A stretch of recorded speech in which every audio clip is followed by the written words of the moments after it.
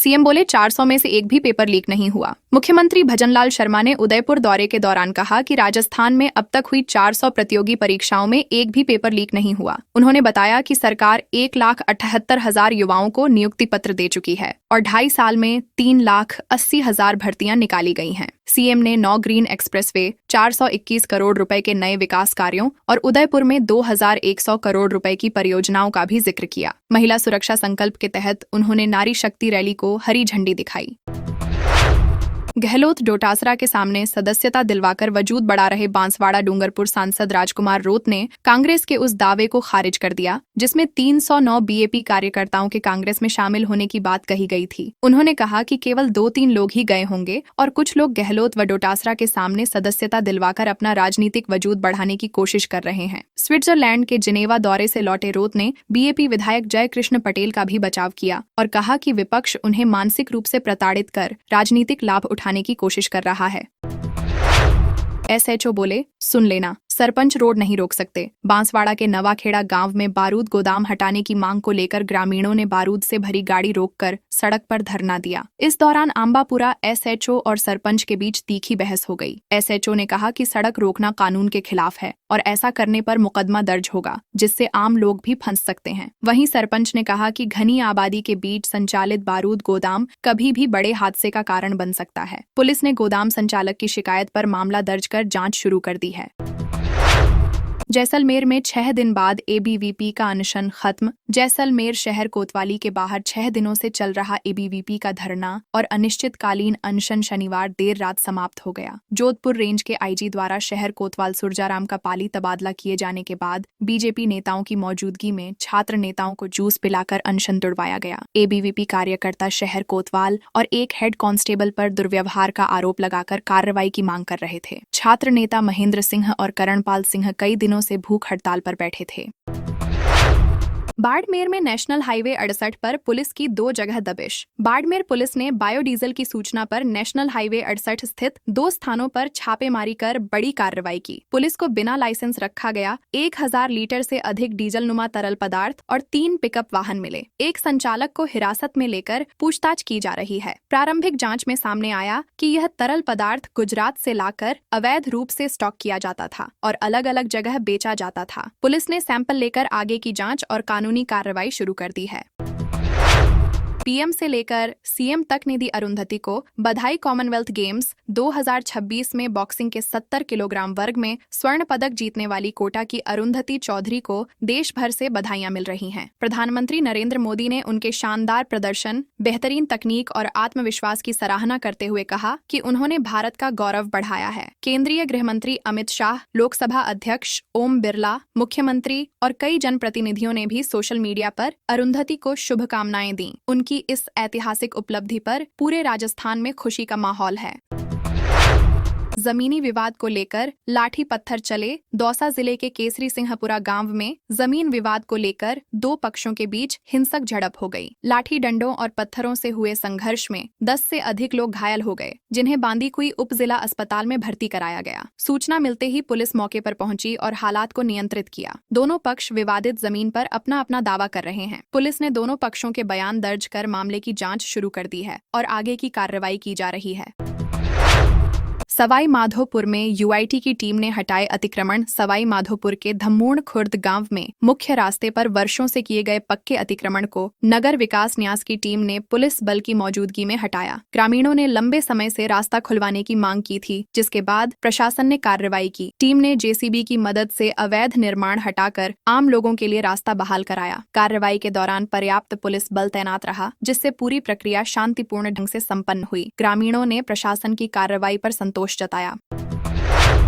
111.72 करोड़ में नया बनेगा अलवर का railway station. Alwar railway station का अमृत भारत स्टेशन योजना के तहत 111.72 करोड़ रुपए की लागत से कायाकल्प किया जाएगा। पहले चरण में दूसरे प्रवेश द्वार के पास बने रेलवे कार्यालय और जीआरपी थाने को हटाया जा रहा है। स्टेशन भवन को G+2 मॉडल में विकसित किया जाएगा। यात्रियों के लिए आधुनिक फुट ओवर ब्रिज, बेहतर वेटिंग एरिया और नई सड़क बनाई जाएगी। स्टेशन के सामने की रेलवे कॉलोनी भी हटाई जाएगी, जिससे पूरे परिसर को आधुनिक और सुविधाजनक रूप दिया जा सकेगा।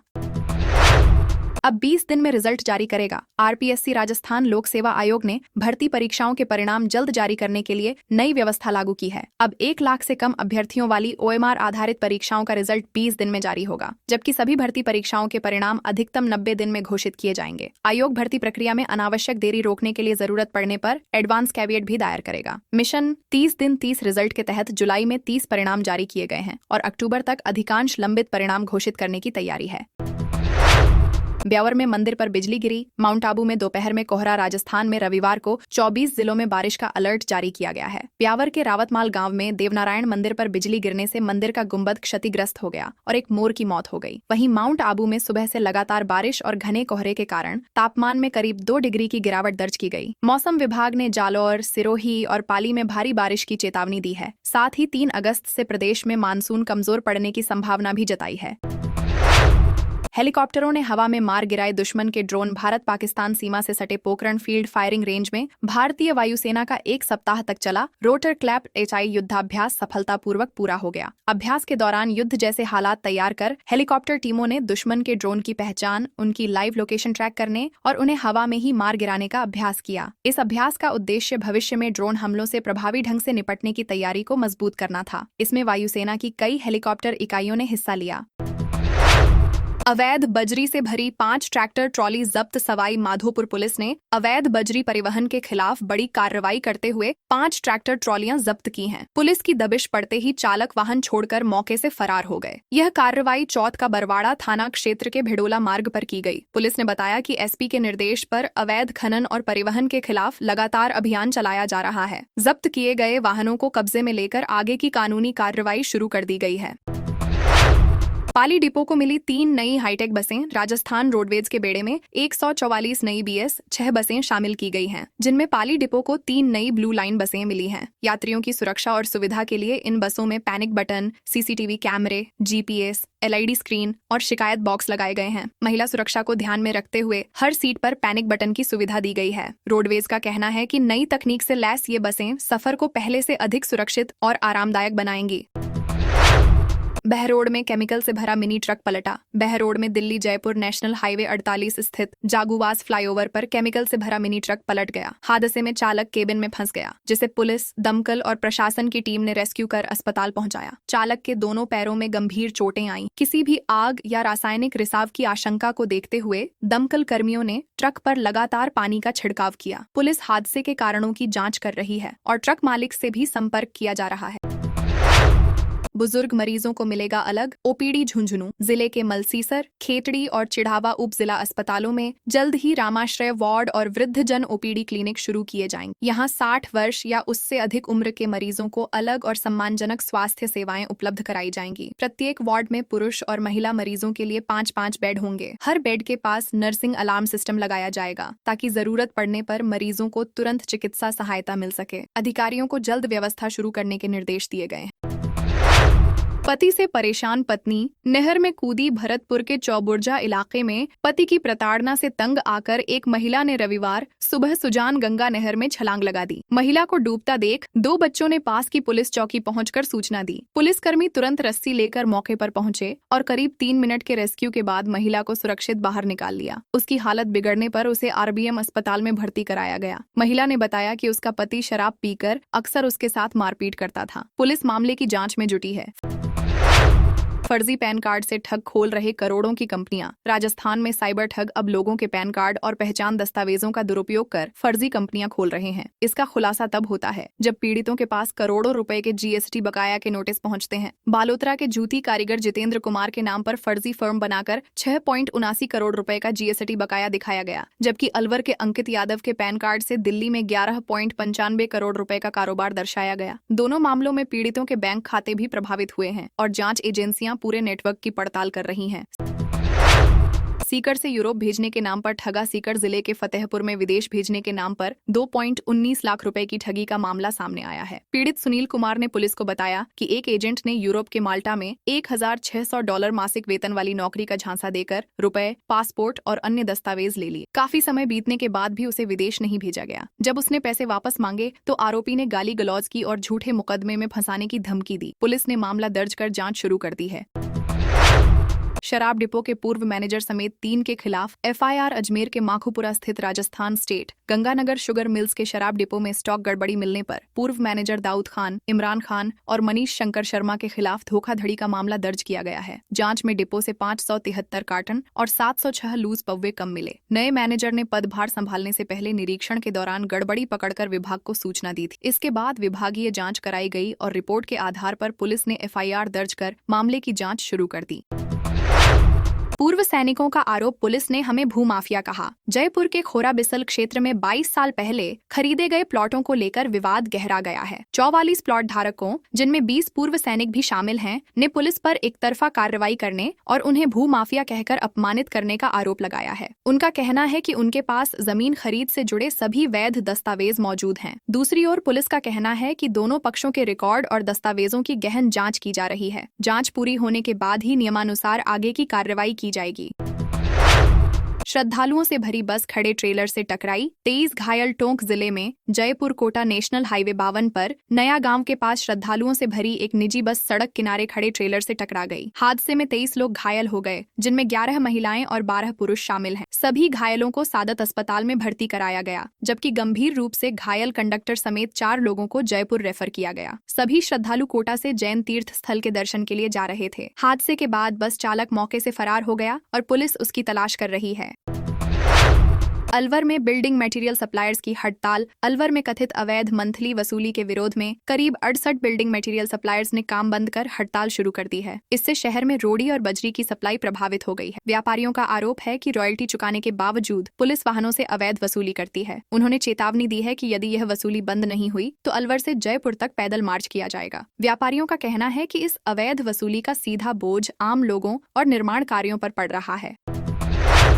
3 हत्या के आरोपी ने जेल से गवाह को धमकाया। जयपुर में महिला और उसके 2 बच्चों की हत्या के मामले में अलवर जेल में बंद आरोपी पर मुख्य गवाह को धमकी देने का आरोप लगा है। गवाह का कहना है कि आरोपी ने गवाही बदलने का दबाव बनाया और ऐसा नहीं करने पर उसके बच्चों की हत्या करने की धमकी दी। शिकायत मिलने के बाद मालवीय नगर थाना पुलिस ने नया मामला दर्ज कर जाँच शुरू कर दी है। हालांकि जेल प्रशासन ने जेल से धमकी भरे कॉल किए जाने के आरोपों से इनकार किया है। पुलिस पूरे मामले की जाँच कर रही है। मिलावटी दूध को लेकर सांसद का सख्त रवैया। झालावाड़ में जिला विकास समन्वय एवं निगरानी समिति की बैठक में सांसद दुष्यंत सिंह ने मिलावटी दूध के मामलों पर सख्त नाराजगी जताई। उन्होंने अधिकारियों को स्पष्ट निर्देश दिए कि मिलावट करने वालों के खिलाफ कड़ी कार्रवाई की जाए और विकास कार्यों में किसी भी तरह की लापरवाही बर्दाश्त नहीं होगी। बैठक में प्रधानमंत्री ग्राम सड़क योजना, जल जीवन मिशन, अमृत योजना, आवास, कृषि, शिक्षा, स्वास्थ्य और बिजली समेत कई योजनाओं की समीक्षा की गई। जिला कलेक्टर ने सभी लंबित कार्य समय पर पूरे कराने का भरोसा दिया। खजूर की खेती से किसान बन रहे मालामाल। पश्चिमी राजस्थान में खजूर की खेती किसानों के लिए कमाई का नया जरिया बनती जा रही है। पहले गुजरात का कच्छ क्षेत्र खजूर उत्पादन के लिए प्रसिद्ध था, लेकिन अब जोधपुर, बाड़मेर और जैसलमेर सहित कई इलाकों के किसान भी इसकी खेती कर रहे हैं। काजरी ने वर्ष 2015 में गुजरात से एडीपी एक किस्म के पौधे लाकर सफल शोध किया, जिसके बाद किसानों को इसकी जानकारी दी गई। वैज्ञानिकों का कहना है कि पश्चिमी राजस्थान की जलवायु और खारा पानी भी खजूर की खेती के लिए बेहद अनुकूल है।